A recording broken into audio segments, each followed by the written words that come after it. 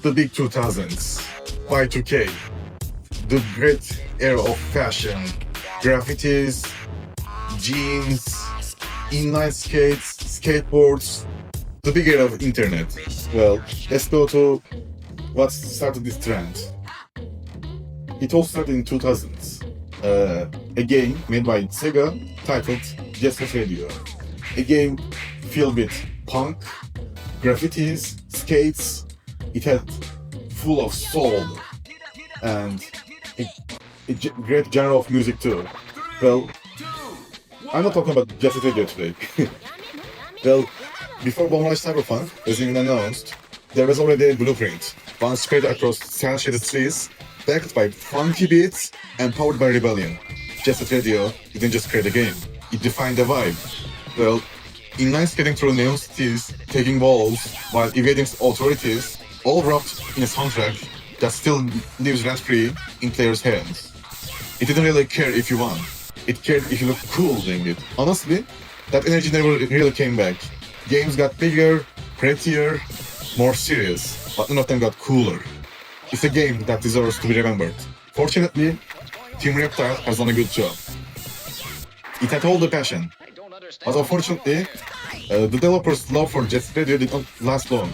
They had another game titled Jet Set Radio Future that was released in 2002, and till that day, there's no game that has come out from them.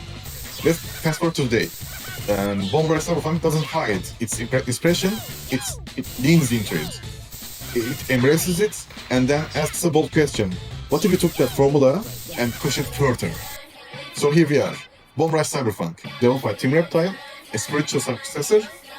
Absolutely, but also something way more than just the same filler game. It's more self-aware, more refined, and in some ways, more ambitious. You step into Skates of Red, a graffiti writer with a robotic head, navigating a sprawling city, controlled by rival crews and oppressive forces. The goal, build a reputation, claim territory, and become all city, the king of the streets. At its core, the gameplay revolves around movement and expression. Whether you're skating, biking, or running, traversal feels fluid and intentional. The track system rewards creativity, chaining combos across rails, walls, and rooftops in a way that feels both nostalgic and modern. And that's where it clicks. That's the Jet Set DNA. What stands out is how the game respects your rhythm. It doesn't rush you, but it constantly encourages flow. You're not just moving through the city, you're dancing with it. Combat exists. Well, it's secondary. It's quick, stylish, and mostly serves as a way to keep momentum rather than disrupt it.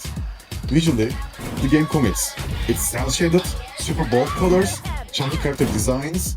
It looks like a Saturday morning cartoon that drank too much energy in, and I mean that in a good way.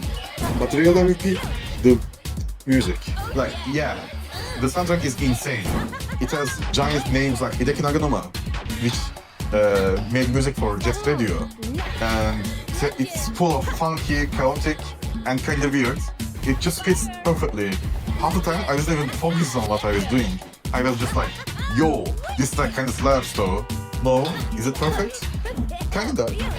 Some adjectives start to feel a bit samey after a while.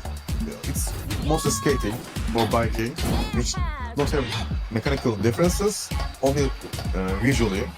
And if you didn't care about this kind of genre, I don't know if this is one of the that suddenly converts you. And honestly, I'm glad it exists. Because sometimes you don't need a massive open world, or a deep skill tree, or a 40-hour story. Sometimes you just want to skate around the city and listen to some good ass music. And you can also do gravity to giant billboards while the cops chase you for no reason. And Rush absolutely delivers on that. It's stylish, like it's a little janky. It's got attitude, it got soul, and yeah, it's basically just radio again, but like in a good way. Anyway, stay funky.